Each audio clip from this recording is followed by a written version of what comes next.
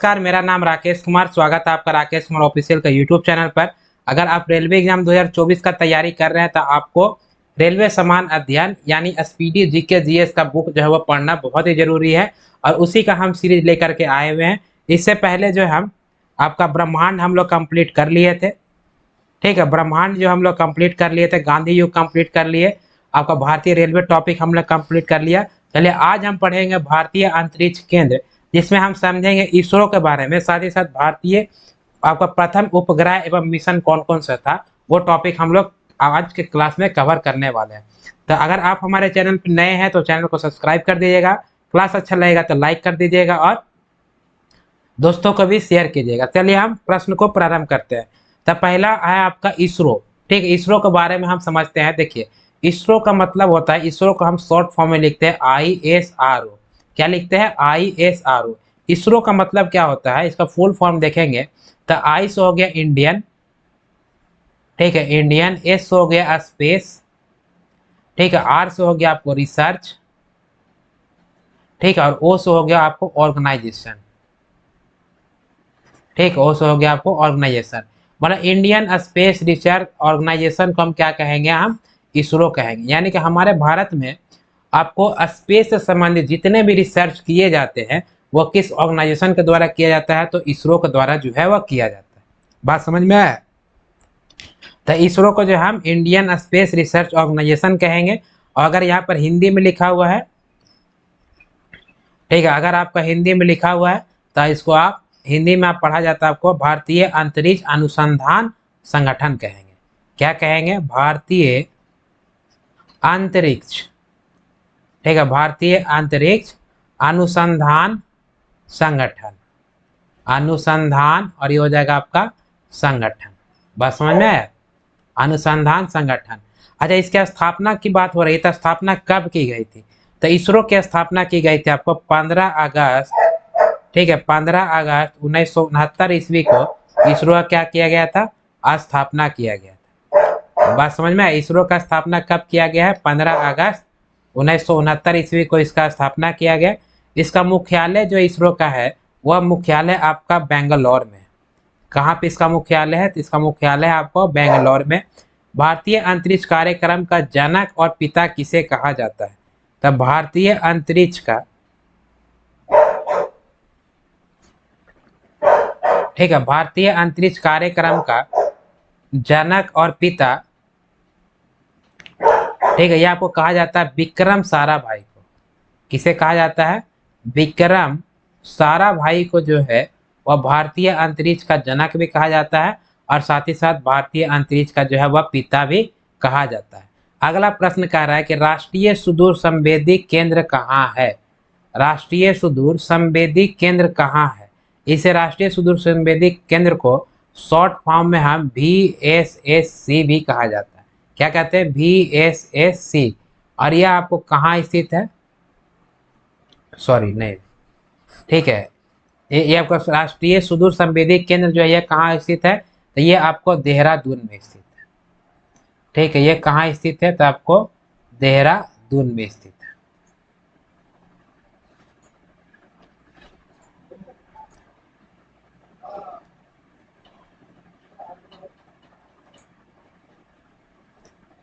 ठीक है, कहाँ स्थित है? तो देहरादून में स्थित है। चलिए अगला प्रश्न देखते हैं।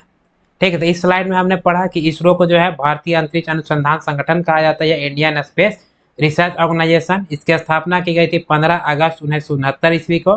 इसका मुख्यालय जो आपको बेंगलोर में है और भारतीय अंतरिक्ष कार्यक्रम का जनक या पिता कहा जाता है आपको विक्रम साराभाई को। और राष्ट्रीय सुदूर संवेदी केंद्र ये कहाँ है? तो ये आपको राष्ट्रीय सुदूर संवेदी केंद्र है आपको हैदराबाद में। कहाँ है? हैदराबाद में। बात समझ में है? क्या है? हैदराबाद में। अगला देखते हैं। देखिए, एक पूछेगा आपको राष्ट्रीय सुदूर संवेदी केंद्र। अगर राष्ट्रीय सुदूर संवेदी केंद्र पूछ रहा है तो इसका केंद्र हो जाएगा हैदराबाद। और एक पूछेगा आपको भारतीय सुदूर संवेदी केंद्र। ठीक है, अगर पूछेगा भारतीय सुदूर संवेदी केंद्र तो यह हो जाएगा आपको देहरादून में। ठीक है, यह हो जाएगा आपको कहाँ पे? देहरादून, यानी कि उत्तराखंड में। क्लियर है? यानी भारतीय सुदूर संवेदी केंद्र पूछेगा तो देहरादून, और राष्ट्रीय सुदूर संवेदी केंद्र पूछेगा तब हो जाएगा हैदराबाद। क्लियर है। विक्रम भाई अंतरिक्ष केंद्र यानी VSSC यह कहाँ स्थित है?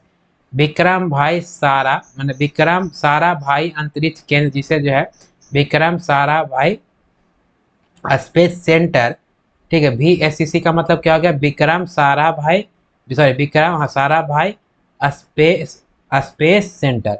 यह विक्रम सारा भाई अंतरिक्ष केंद्र जो है यह कहाँ स्थित है? तो यह आपको स्थित है केरल के तिरुवनंतपुरम में। कहाँ स्थित है? तो केरल के तिरुवनंतपुरम में स्थित है। बात समझ में आया? ये तिरुवनंतपुरम में, ये कहाँ है? तो केरल राज्य में आपको पड़ेगा।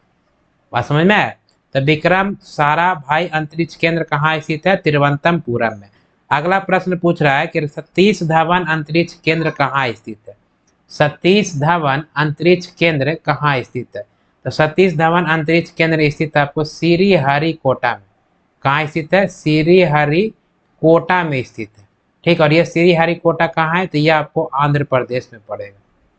कहाँ पड़ेगा? आंध्र प्रदेश में जो आपको श्रीहरिकोटा अंतरिक्ष केंद्र पड़ेगा।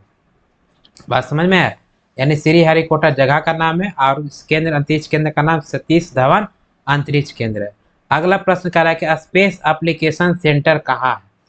ठीक है, स्पेस एप्लीकेशन सेंटर, ठीक है। तो स्पेस एप्लीकेशन सेंटर जो है, एप्लीकेशन सेंटर यह आपको गुजरात के अहमदाबाद में, कहाँ पे है? गुजरात के अहमदाबाद में स्पेस एप्लीकेशन सेंटर, ठीक है। ये आपका गुजरात में पड़ेगा। बात समझ में है? अगला है करें कि नासा का गठन, ये नशा नहीं होगा, ये नासा होगा। नासा का गठन जो है वह कब किया गया? तो नासा का गठन किया गया आपको 1958 में, यानी 1958 में इसका गठन किया गया। और इससे एक पूछता है मुख्यालय कहाँ है? तो नासा का मुख्यालय, अगर मुख्यालय पूछेगा तो हो जाएगा आपको वाशिंगटन DC। क्या हो जाएगा? वाशिंगटन DC जो है आपको नासा का क्या हो जाएगा? मुख्यालय हो जाएगा। बात समझ में है? तो नासा जो है उसका मुख्यालय आपको वाशिंगटन DC, और इसका स्थापना कब किया गया था? तो 1958 ईस्वी में। क्लियर है। अगला प्रश्न देखते हैं, प्रश्न संख्या 11 क्या कह रहा है? कह रहा है कि स्पेस एजेंसियां जो मुख्य हैं, जो आपको पूछ देता है कि ये किसका स्पेस एजेंसी किस देश का है, ठीक है। तो वह कुछ स्पेस एजेंसियां हैं, तो उसको आप नोट कर लीजिए। जैसे आपका नासा, ठीक है, नासा स्पेस एजेंसी जो अंतरिक्ष कार्यक्रम जो करेगा यह कहाँ का है? तो नासा जो है आपको वह अमेरिका का है। नासा कहाँ का है? अमेरिका का। तो कुछ स्पेस एजेंसियां दे देगा और वह पूछ देगा कि कहाँ का है, ठीक है। दूसरा है आपका जाक्सा, ठीक है। जाक्सा स्पेस एजेंसी कहाँ का है? तो ये है आपका जापान का। कहाँ का स्पेस एजेंसी है? जापान का, ठीक है। फिर अगला है आपका CNSA। CNASA स्पेस एजेंसी जो है ये आपको कहाँ का है? चीन का। फिर अगला है ISA। ISA स्पेस एजेंसी जो है आपको यह है इजराइल का। कहाँ का है? तो इजराइल का स्पेस एजेंसी है। अगला स्पेस एजेंसी जो है आपको CNSA, ठीक है। CNSA तो लिख दिया, ये तो आपको चीन का, चलिए ये रिपीट हो गया, ठीक है। फिर उसके बाद है आपको ROSCOSMOS माने रोसकॉसमोस, ठीक है। रोसकॉसमोस जो है ये कहाँ के स्पेस एजेंसी है? तो रूस के स्पेस एजेंसी। बात समझ में है? अच्छा, अगला जो है आपको पाकिस्तान में भी स्पेस एजेंसी है, ठीक है। तो उसका नाम है सुपर को, ठीक है। क्या नाम है? सुपर को, ठीक है। सुपर को स्पेस एजेंसी कहाँ की है? तो पाकिस्तान की है। क्लियर है? कहाँ की है? पाकिस्तान की। और ब्राजील के स्पेस एजेंसी का नाम है एब, EAEB, ठीक है। यह कहाँ के स्पेस एजेंसी है? तो ब्राजील की। बात समझ में है? तो ये आपको प्रश्न कभी कभी पूछ देता है, आपको विभिन्न देश जो मेन है, ठीक है, उसका स्पेस एजेंसी का नाम क्या है, या स्पेस एजेंसी दे देगा, पूछेगा यह किस देश से संबंधित है। तो नासा जो है वह अमेरिका का है, जाक्सा जो है जापान का है, आपको CNSA जो है वह चीन का है, आपको ISA जो है इजराइल का है, आपको रोसकॉसमोस जो है आपको रूस का है, सुपर को जो आपको पाकिस्तान का है, और AEB जो आपको ब्राजील की स्पेस एजेंसियां हैं। बात समझ में आए? अब भारत का तो इसरो हमने पढ़ ही लिया, उसकी स्थापना वगैरह सब देख लिया। अब अगला प्रश्न कह रहा है कि प्रथम भारतीय उपग्रह यह कौन सा है,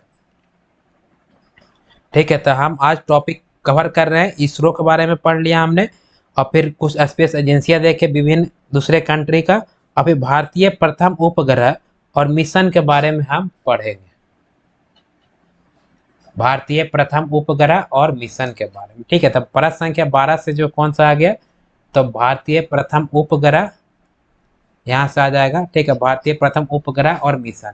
तो प्रथम भारतीय उपग्रह कौन सा था, तो प्रथम भारतीय उपग्रह का नाम था आपका आर्यभट्ट। क्या नाम था, आर्यभट्ट जो है वो प्रथम भारतीय उपग्रह है। इसका प्रक्षेपण कब किया गया था, तो इसका प्रक्षेपण किया गया था आपको 19 अप्रैल, ठीक है, 19 अप्रैल आपको 1975 ईस्वी को जो है इसको प्रक्षेपित किया गया था, ठीक है। कहाँ से किया गया था, तो यह किया गया था आपको सोवियत संघ रूस से, ठीक है। सोवियत संघ जो है आपको रूस से इसका प्रक्षेपण किया गया था। बात समझ में आया। तो प्रथम भारतीय उपग्रह का नाम है आर्यभट्ट, जिसका प्रक्षेपण किया गया था सोवियत संघ रूस यानी कि रूस से। कब किया गया, तो 19 अप्रैल 1975 ईस्वी को इसका प्रक्षेपण किया गया। अगला प्रश्न कह रहा है कि भारत में निर्मित एवं भारत में प्रक्षेपित भारत का प्रथम उपग्रह। देखिए यह था भारत में निर्मित हुआ था लेकिन प्रक्षेपण हुआ था रूस से। अगला प्रश्न कर रहा है कि भारत में ही निर्मित हुआ और भारत में ही प्रक्षेपित हुआ वह उपग्रह का नाम क्या है, ठीक है। तो जो भारत में निर्मित, ये भी आर्यभट्ट भारत में निर्मित हुआ जरूर, लेकिन उसको प्रक्षेपण किया गया सोवियत संघ रूस से 1975 में।